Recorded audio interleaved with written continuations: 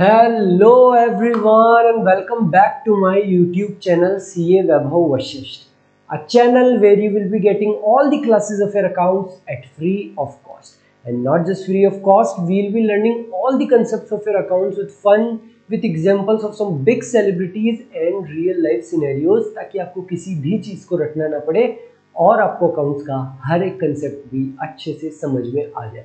So students, आज हम क्या करने वाले हैं? आज हम बेटा हमारी सेकंड क्लास में पढ़ने वाले हैं बेसिक अकाउंटिंग टर्म्स। हम देखेंगे कुछ बेसिक अकाउंटिंग टर्म्स जो आपको जानना बहुत ज़रूरी है। ज़्यादातर 11th क्लास के बच्चे में कई बच्चों से मेरा इंटरेक्शन हुआ है, पूरी 11th क्लास हो जाती है, क्वेश्चन रटने लग जाते हैं, करने लग जाते हैं, लेकिन उनको ये बेसिक अकाउंटिंग टर्म्स में डिफरेंस ही नहीं पता होता कि सेल्स में किस चीज़ की सेल्स आएगी। वो छोटी छोटी उनके पास में गड़बड़े होती है।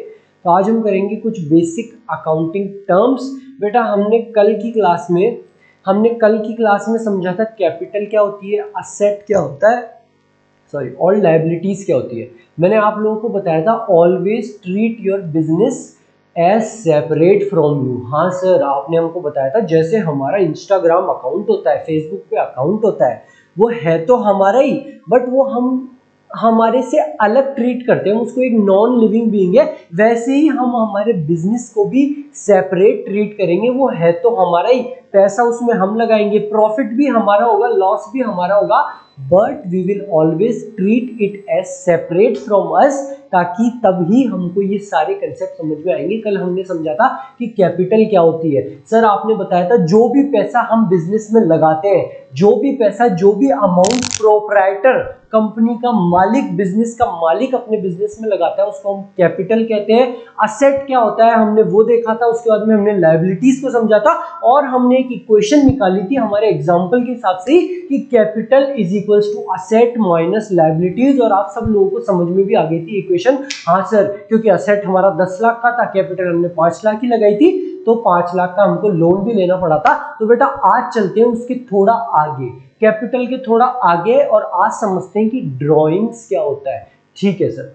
तो बेटा आप लोगों ने अपने बिजनेस में कितने रुपए लगाए थे? सर 5 लाख रुपए। सपोज करो आप लोगों ने बिजनेस में 5 लाख रुपए लगा दिए। अब आपकी गर्लफ्रेंड कहती है कि जान, मेरे को तुम्हारे साथ में मालदीव्स घूमने जाना है, मेरे को तुम्हारे साथ में अबू धाबी घूमने जाना है। तो आप आते हो अपने बिजनेस में कि यार 5 लाख रुपए लगाए थे, एक काम करता हूँ 1 लाख रुपए वापस से निकाल लेता हूँ, क्योंकि मुझे मालदीव्स घूमने जाना है, अबू धाबी घूमने जाना है। तो जो भी पैसा प्रोप्राइटर, कंपनी का मालिक अपने बिजनेस में लगाता है, उसे हम कैपिटल कहते हैं। और जो भी पैसा वो वापस से अपने बिजनेस से निकाल ले, वापस से अपनी कैपिटल से निकाल ले, उसको हम कहते हैं ड्रॉइंग्स। अब क्या हो सकता है? या तो आप अपने बिजनेस से पैसा बाहर निकाल लो और जाके अबू धाबी की टिकट करा लो, एजेंट को पैसा दे दो घूमने के लिए, या फिर आप बिजनेस के बैंक अकाउंट से भी पेमेंट कर सकते हो। सर बिजनेस का बैंक अकाउंट, मैंने आप लोगों को क्लास की स्टार्टिंग में क्या बताया? Always treat your business as separate from you. आपका पर्सनल बैंक अकाउंट अलग होगा और आपके बिजनेस का बैंक अकाउंट अलग होगा। Always treat your business as separate from you. वो एक नॉन लिविंग बीइंग है, अपना चलता फिरता एक नॉन लिविंग बीइंग है आपका बिजनेस।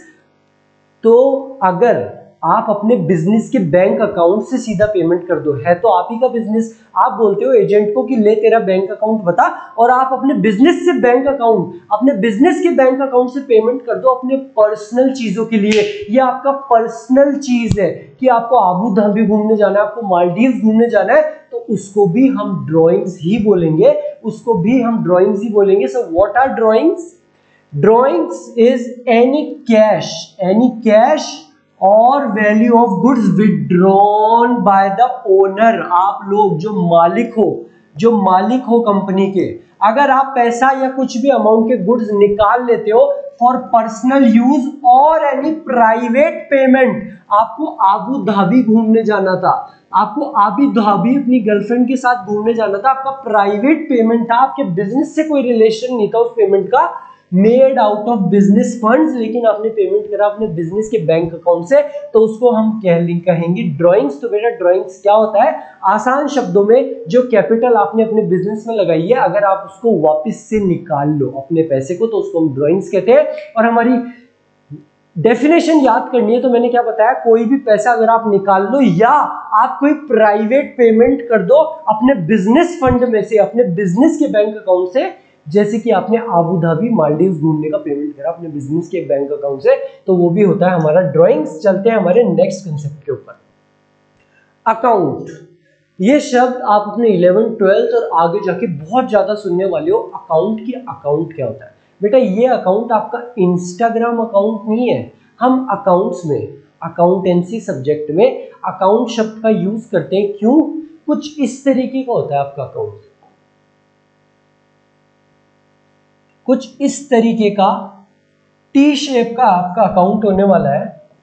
यहां पे होता है क्रेडिट और यहां पे होता है डेबिट। ये डेबिट क्या है, ये क्रेडिट क्या है, तो ये सारा आप लोगों का सस्पेंस है। हम आगे वाली क्लासेस में बहुत अच्छे से समझेंगे डेबिट क्या होता है, क्रेडिट क्या होता है, डेबिट का रूल क्या होता है, क्रेडिट का रूल होता है, ये हम सारी चीज समझने वाले हैं।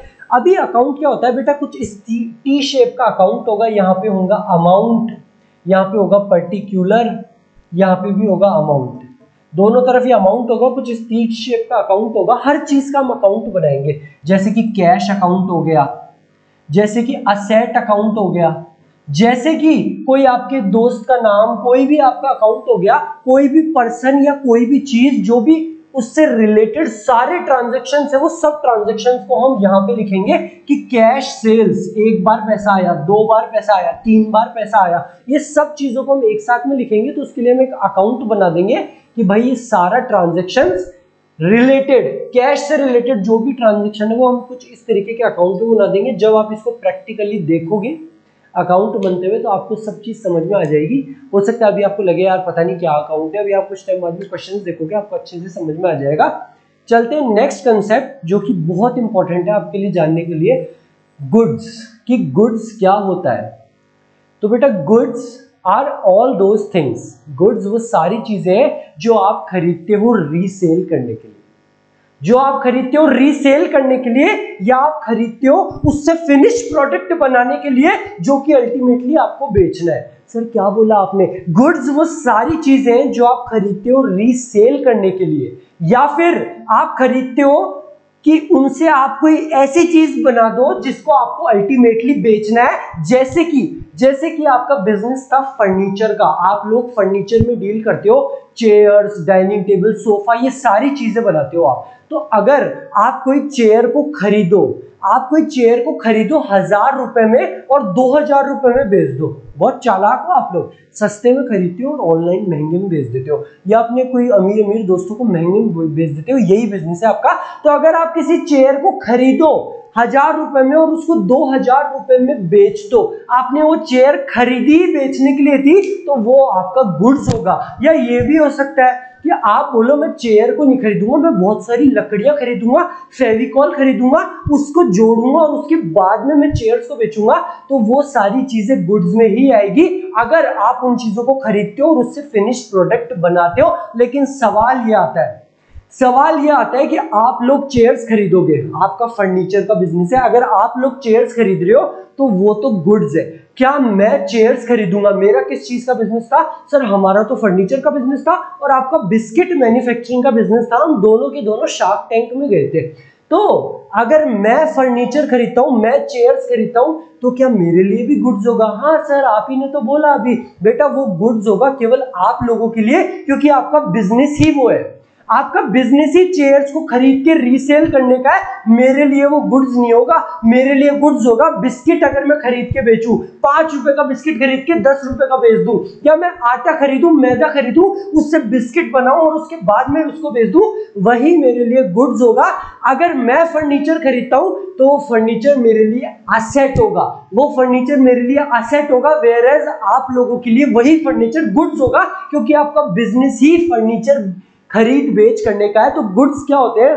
वो सारी चीज जो आप खरीदते हो रीसेल करने के लिए, या फिर आप उसको खरीदते हो उससे कोई ऐसा फिनिश प्रोडक्ट बनाने के लिए जो कि अल्टीमेटली आपको सेल करना है। So what are goods? Goods include all those things which are purchased for resale, दोबारा बेचने के लिए, और which are used for producing the finish product, लकड़ी खरीद ली चेयर बनाने के लिए, बट वो चेयर को अल्टीमेटली बेचना है, which are also meant to be sold, जो भी कि हमको अल्टीमेटली बेचना है। तो ये चेयर्स, ये डाइनिंग टेबल अगर आप लोग खरीदते हो तो ये गुड्स होगा, लेकिन अगर ये मैं खरीदता हूं तो ये मेरे लिए, मेरे बिजनेस के लिए गुड्स नहीं है, क्योंकि मैं फर्नीचर में डील ही नहीं करता, मेरा काम तो बिस्किट मैन्युफैक्चरिंग कंपनी का है। अगर मैं ये चेयर्स डाइनिंग टेबल खरीदूंगा तो ये मेरे लिए असेट होगा, ये मेरे लिए असेट होगा। और असेट क्या होता है वो ऑलरेडी लास्ट क्लास में पढ़ के आ चुके हैं, सो आई होप आपको समझ में आया होगा गुड्स क्या होते हैं। अब आप लोगों को गुड्स समझ में आ गया। अब एक बहुत ही इंपॉर्टेंट टॉपिक, एक बहुत ही इंपॉर्टेंट टॉपिक कि परचेजेस क्या होती है। अरे सर ये भी कोई इंपॉर्टेंट टॉपिक है, परचेजेस। सर परचेज का मतलब होता है खरीदना, अगर हम कोई भी चीज को खरीदेंगे तो वो परचेजेस कहलाया जाएगा, लेकिन नहीं।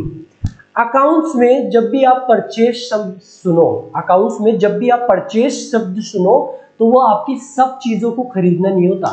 परचेजेस शब्द अकाउंट्स में केवल उन्हीं चीजों को खरीदना है जो आपके गुड्स है, जो आपके गुड्स है। अगर आप उसको खरीदते हो तो उसी को परचेज बोला जाएगा, उसके अलावा किसी चीज को परचेज नहीं बोला जाएगा, और ना ही वो परचेज अकाउंट में आएगी। मैंने जो अकाउंट बताया ना टी शेप का, जो आप लोगों को समझ में नहीं आया, जो कुछ टाइम बाद में जब आप क्वेश्चंस देखोगे तब आपको समझ में आएगा, उस परचेज अकाउंट में केवल वही चीजें आएंगी जो गुड्स होगी।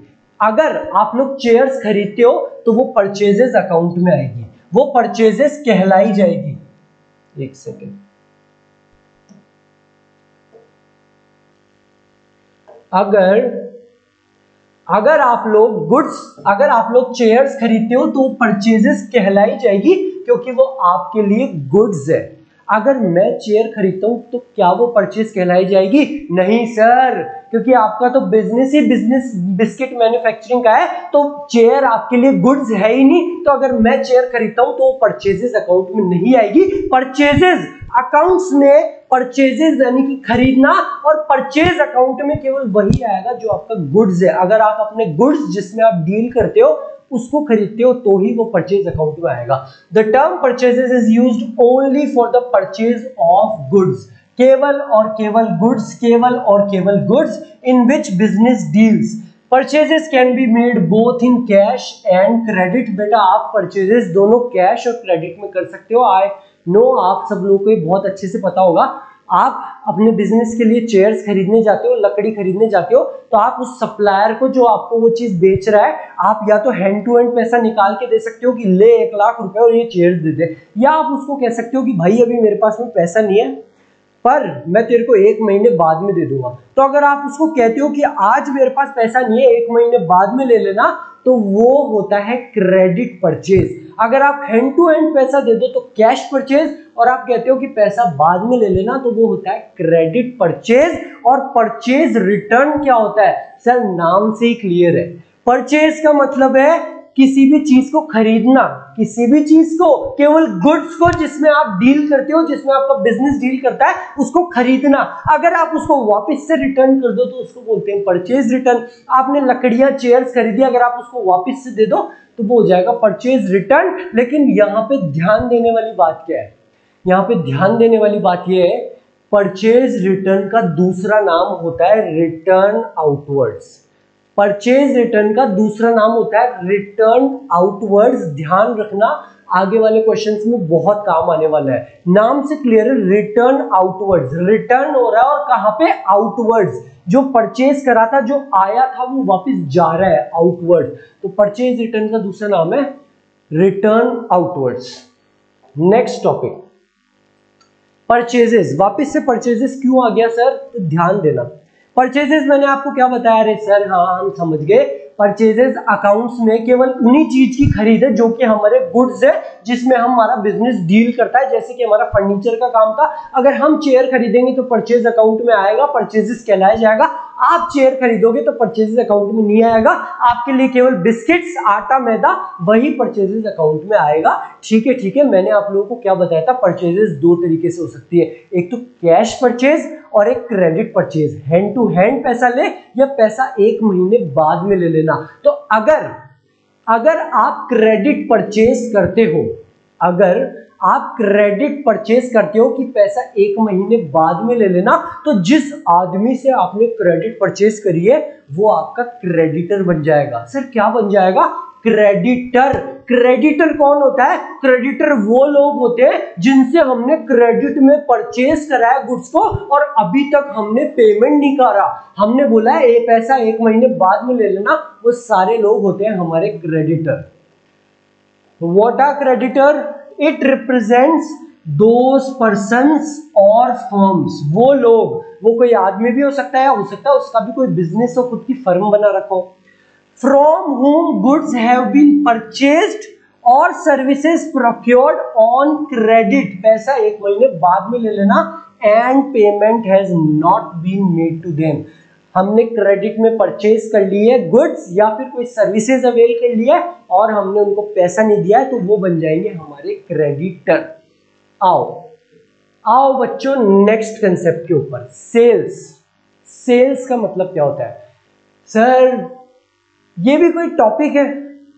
सेल्स सिंपल सी बात है, चीजों को बेचना। हमने बिजनेस चालू करा है फर्नीचर बेचने का, तो अल्टीमेटली पैसा तो तभी आएगा ना जब हम चीजों को बेचेंगे। बस वही होता है बेटा आपका सेल्स, बस वही होता है आपका सेल्स। बट यहाँ पे भी वही सेम कंसेप्ट ध्यान में रखने वाली बात है। अगर आप लोग चेयर्स को बेचते हो, फर्नीचर को बेचते हो, तो क्या वो सेल्स कहलाया जाएगा? हाँ सर बिल्कुल कहलाया जाएगा। लेकिन मैं बिस्किट मैन्युफैक्चरिंग बिजनेस वाला, अगर मैं चेयर्स को, फर्नीचर को बेचता हूं, तो क्या वो सेल्स कहलाया जाएगा? क्या वो सेल्स अकाउंट में आएगा? नहीं सर। अगर आप चेयर्स को खरीदते हो तो ना तो वो परचेज अकाउंट में आता, क्योंकि आपका बिजनेस ही नहीं है चेयर्स को खरीद बेच करने का, और अगर आप उन्हीं चेयर्स को बेच दोगे तो वो परचेज सेल्स अकाउंट में नहीं आएगा। वो असेट परचेज था और असेट सेल हुआ है, और अकाउंट्स में हम सेल्स और परचेज केवल उन्हीं चीजों के लिए यूज में लेने वाले जिसमें हमारा बिजनेस डील करता है। तो अगर हम फर्नीचर चेयर्स को बेचेंगे तो वो सेल्स में आएगा। आप अगर बिस्किट्स को बेचोगे तो केवल बिस्किट्स ही सेल में आएगा। आप अपनी चेयर फर्नीचर को बेचोगे तो वो सेल्स अकाउंट में नहीं आएगा। So what is sales? It means transfer of ownership of goods और services to customer for a price. बेटा आप ट्रांसफर कर देते हो ओनरशिप को। अभी तक उस चेयर, उस फर्नीचर के मालिक आप थे, अभी तक उस चेयर, उस गुड्स के मालिक आप थे। जैसे ही आप ट्रांसफर कर दो ओनरशिप को कि आज से जो मैं ओनर था, ओनरशिप मेरे पास थी, लेकिन मैं ट्रांसफर कर रहा हूं ओनरशिप तेरे को। अब ये चेयर्स अगर गल जाए, टूट जाए, तो सारी जिम्मेदारी भी तेरी। ट्रांसफर ऑफ ओनरशिप के साथ में वो रिस्क भी ट्रांसफर हो जाता है कि अभी मेरी चेयर गल जाती तो मेरी जिम्मेदारी थी, लेकिन मैं ट्रांसफर कर रहा हूं ओनरशिप, अब से मालिक तू, जिम्मेदारी भी तेरी। तो वो कहलाया जाता है हमारा सेल्स। और सेल्स भी दो तरीके से हो सकती है, वही कैश और क्रेडिट। वो बंदा कह सकता है कि यार ले हैंड टू हैंड तेरे 1 लाख रुपए, या कह सकता है कि सुन अभी मेरे पास में पैसे नहीं है, 1 साल बाद में या 1 महीने बाद में मुझसे पैसे ले लेना। तो सेल्स भी कैश सेल्स और क्रेडिट सेल्स दोनों हो सकती है। लेकिन अगर जब भी क्रेडिट सेल होती है, आप किसी बंदे को सेल्स कर देते हो, फर्नीचर सोफा सब दे दिया आपने 1 लाख रुपए का, और वो आपको कहता है, वो बंदा आपको कहता है कि मेरे पास में भी पैसे नहीं है, पैसे मुझसे 1 महीने बाद में ले लेना, तो वो बंदा बन जाएगा आपका डेटर। सर क्या बन जाएगा? डेटर। जिससे हम क्रेडिट में परचेज करते हैं वो तो होता है हमारा क्रेडिटर, और जिसको हम क्रेडिट में सेल्स करते हैं और वो हमको पैसा नहीं देता, वो होता है हमारा डेटर। कौन होता है debtor? It represents, this debtor term, it represents those persons और फर्म्स, उसका बिजनेस भी हो सकता है, to whom goods have been sold or services rendered on credit and payment has not been received from them, और उनसे हमको अभी तक पैसा नहीं मिला है, वो कहलाए जाते हैं हमारे डेटर। और सेल्स रिटर्न क्या होता है? सर हम कोई छोटे बच्चे नहीं है, हम कोई छोटे बच्चे नहीं है, आपने हमको समझा दिया सेल्स क्या होता है। सेल्स रिटर्न का मतलब जिसको हमने माल बेचा है, जिसको हमने सेल्स की है, वो अगर हमारे गुड्स को वापस से हमको दे दे। लेकिन ध्यान देने वाली बात क्या है जो आगे क्वेश्चंस में काम आएगी, सेल्स रिटर्न का दूसरा नाम, सेल्स रिटर्न का दूसरा नाम है रिटर्न इनवर्ड्स। रिटर्न इनवर्ड्स, हमने सेल्स करी, हमारे गुड्स गए और उसने रिटर्न कर दिया, हमारे गुड्स वापस आ गए, रिटर्न हो रहा है इनवर्ड्स, वो होता है सेल्स रिटर्न। वेयरएज हमने परचेस करी और हम उसको वापस दे रहे हैं तो रिटर्न हो रहा है आउटवर्ड्स, गुड्स जा रहा है, तो परचेज रिटर्न का नाम रिटर्न आउटवर्ड्स और सेल्स रिटर्न का दूसरा नाम रिटर्न इनवर्ड्स। ये आपको ध्यान रखना है, आगे क्वेश्चंस में बहुत काम आने वाला है। ये चेंज कर देते हैं नाम। आओ बेटा, आपको सेल्स क्या होती है समझ में आ गया, आपको डेटर क्या होता है समझ में आ गया। अब चलते हैं हमारे नेक्स्ट टॉपिक के ऊपर, that is bad debt. Bad date की बैड डेट क्या होता है। आप सेल्स कितने तरीके से कर सकते हो सर? दो तरीके से, या तो cash sales hand to hand पैसा, या फिर क्रेडिट सेल कि ठीक है पैसा बाद में दे देना। तो जब भी आप क्रेडिट सेल करते हो तो वो बंदा, वो फर्म क्या बन जाता है सर? वो बन जाता है हमारा डेटर। तो सपोज करो आपने चार सेल्स करी, ठीक है सर हमने 4 सेल्स करी, उनमें से दोनों तो हैंड टू हैंड पैसा दे दिया, ठीक है सर, तो वो क्या हुई सर? वो कैश सेल्स हुई, हैंड टू हैंड पैसा दे दिया। दो ने बोला कि मैं 1 महीने बाद में दूंगा पैसा, ठीक है सर, तो वो बन गए हमारे डेटर। उन दो में से जो आपकी डेटर है एक ने तो आपको पैसा दे दिया, यानी कि पैसे की रिकवरी हो गई, ठीक है सर बहुत अच्छी बात है। और एक कहता है कि मेरे पास में कोई पैसा नहीं है, भाग जाओ यहां से, मेरे पास में कोई पैसा नहीं है, भाग जाओ यहां से। यानी कि आपका जो पैसा था वो इररिकवरेबल हो गया। अगर आपका पैसा इररिकवरेबल हो जाए तो उसे हम कहते हैं बैड डेट। जो हमारा डेटर था वो गंदा निकला, bad debt, good debt, bad debt. तो बैड डेट क्या होता है? जब हमारा पैसा जो कि डेटर से ड्यू था, हमको डेटर से पैसा लेना था और वो इररिकवरेबल हो जाए तो उसे कहलाया जाएगा bad debt. It is the amount which has become irrecoverable, अब उसकी रिकवरी नहीं हो सकती, वो हमारे पैसे खा गया। From a debtor, it is a business loss, ये एक तरीके का बिजनेस लॉस है सर, ऑब्वियस सी बात है, तो लॉस ही हुआ हमारा। And is debited to P&L account as expense, और ये P&L अकाउंट में डेबिट होता है क्योंकि ये एक तरीके का एक्सपेंस है, बिजनेस लॉस है। ये डेबिट क्यों होता है वो सब आप लोगों का सस्पेंस है, कुछ क्लासेस बाद में हम समझेंगे। रियल अकाउंट का रूल, नॉमिनल अकाउंट का रूल, ये सारे रूल हम समझेंगे, उसके बाद में आपको समझ में आ जाएगा। तो ये लाइन आपका है सस्पेंस। क्यूरियोसिटी बेटा, क्यूरियोसिटी, अकाउंट्स बहुत शानदार चीज है, अभी तो पढ़ते जाओ आप। तो बेटा ये हो गया आपका बैड डेट। चलते हैं हमारे एक छोटे से नेक्स्ट टॉपिक, ट्रेड रिसीवेबल और ट्रेड पेएबल। कि ट्रेड रिसीवेबल क्या होता है, ट्रेड पेएबल क्या होता है। तो बेटा जो हमने समझा ना डेटर, हाँ सर बिल्कुल हमने समझा, आपने बताया, और हमने समझा क्रेडिटर, ठीक है सर आपने क्रेडिटर भी समझा दिया, क्रेडिट परचेज और पैसा नहीं दिया, डेटर क्रेडिट सेल और पैसा नहीं लिया। एक टर्म आता है ट्रेड रिसीवेबल। अच्छा सर ये क्या होता है? तो ट्रेड रिसीवेबल में आपके डेटर तो आते ही है, डेटर तो आते ही है, साथ में बिल्स रिसीवेबल भी आता है, और ट्रेड पेएबल्स में आपके क्रेडिटर तो आते ही है, साथ में बिल्स पेएबल भी आता है। इन दोनों को मिला के हम ट्रेड पेएबल कहते हैं और इन दोनों को मिला के हम ट्रेड रिसीवेबल कहते हैं। सर डेटर क्या होता था, क्रेडिटर क्या होता था, ये तो हमको समझ में आ गया, लेकिन ये बिल्स रिसीवेबल क्या है और ये बिल्स पेएबल क्या है, ये जरा हमको समझा दो, जो हमको ये भी कंसेप्ट क्लियर हो जाएगा। तो आओ बच्चों, ये दोनों चीजों को एक ही एग्जांपल से हम समझ लेंगे। तो आपने सेल की थी चार फर्नीचर की, हाँ सर की थी, दो ने हैंड टू हैंड पैसा दे दिया था, दो ने कहा था कि हम आपको पैसा 1 महीने बाद में दे देंगे, हाँ सर कहा था। दोनों आपके क्या बन गए थे सर? दोनों हमारे डेटर बन गए थे। आपको एक पे विश्वास नहीं है सर, विश्वास नहीं है, एक पे तो आपको लगता है हाँ ये ठीक है इससे बाद में पैसा ले लेंगे, और एक पे आपको विश्वास नहीं है, तो आप क्या करते हो, आप लगाते हो दिमाग। आप हो वैभव सर के स्टूडेंट, आप बोलते हो मैं वैभव सर का स्टूडेंट हूं तो मैं ऐसे तो इसको पैसे नहीं खाने दूंगा, वैभव सर ने मुझको बताया बैड डेट कि कई सारे डेटर गंदे होते हैं, वो वहां पे पैसा इररिकवरेबल हो जाता है। तो आप क्या करते हो, आप जो आपका डेटर बना है, आप एक पेपर निकालते हो और उसके ऊपर लिखते हो कि भाई मैंने तुझे 1 लाख रुपए की सेल्स करी है, 10,000 का फर्नीचर, 10,000 का टेबल, ये सब टोटल मैंने तेरे को 1 लाख रुपए की सेल्स करी है और तू मुझको ये पैसा 1 महीने बाद में देगा। और आप अपने साइन करके दे देते हो उस बंदे को जिसको भी आपने क्रेडिट सेल की है, जो आपका डेटर है। आप एक पेपर निकालते हो, उस पर लिखते हो कि मैंने तेरे को इतनी इतनी सेल्स करी है 1 लाख रुपए की और तू मेरे को ये पैसा 1 महीने बाद में देगा। आप उसको देते हो, वो उस पर साइन करता है, उसको एक्सेप्ट करता है कि हाँ तूने मुझको 1 लाख रुपए की सेल करी है और मैं तेरे को ये पैसा 1 महीने बाद में दूंगा। आपने उसको लिख के दिया पेपर पे और उसने उसको एक्सेप्ट करा उस पर साइन करके, तो वो डॉक्यूमेंट बन जाएगा बिल्स रिसीवेबल आपके लिए। आपके लिए वो डॉक्यूमेंट बन जाएगा बिल्स रिसीवेबल कि आपको फ्यूचर में पैसा मिलना है, और उस बंदे के लिए वो डॉक्यूमेंट बन जाएगा बिल्स पेएबल।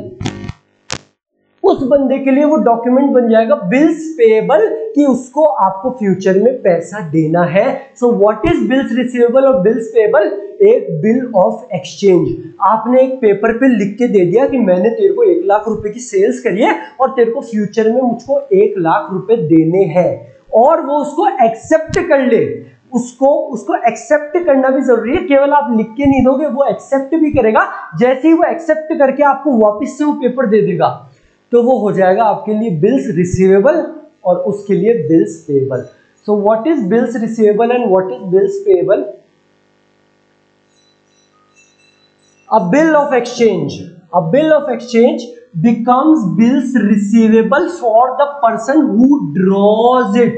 जो उसको ड्रॉ करता है, ड्रॉअर। और ड्रॉअर कौन था सर? हम लोग जिसने क्रेडिट सेल की थी, तो ड्रॉअर हो आप लोग। It becomes bills receivable for the person who draws it and gets it back after its acceptance from the drawee। और वो उसको वापस से मिलता है ड्रॉई की एक्सेप्टेंस के बाद। और ड्रॉई कौन है सर? वो बंदा जिसको हमने क्रेडिट पे सेल की है। ड्रॉअर कौन है? आप लोग। और ड्रॉई कौन है? वो बंदा जिसको आपने क्रेडिट पे सेल्स करी है, तो वो आपके लिए बन जाएगा bills receivable. Whereas a bill of exchange becomes bills payable for the person who accepts it, drawing, जो उसको एक्सेप्ट करता है and returns it to the drawer, और वापस से ड्रॉअर को रिटर्न करता है, यानी कि आप लोगों को रिटर्न करता है। सो आई होप आपको ये चीज समझ में आया होगा, बिल्स रिसीवेबल और बिल्स पेएबल। बेटा डेटर और बिल्स रिसीवेबल, डेटर और बिल्स रिसीवेबल दोनों को मिला के हम कहते हैं ट्रेड रिसीवेबल्स, कि ये सारा पैसा हमारे ट्रेड से हमको मिलने वाला है। और क्रेडिटर्स और बिल्स पेएबल को दोनों को मिला के हम कहते हैं ट्रेड पेएबल्स, कि ये सारा पैसा हमारे ट्रेड की वजह से हमको पे करना है। सो आई होप आपको ये सारे कंसेप्ट समझ में आए होंगे, ये सारी अकाउंटिंग टर्म्स आपको समझ में आई होगी, जो कि बहुत जरूरी है। So thank you very much. मिलते हैं हमारी नेक्स्ट क्लास में। नेक्स्ट क्लास में आपको कुछ और टर्म समझाने वाला हूँ। Thank you very much. Bye bye.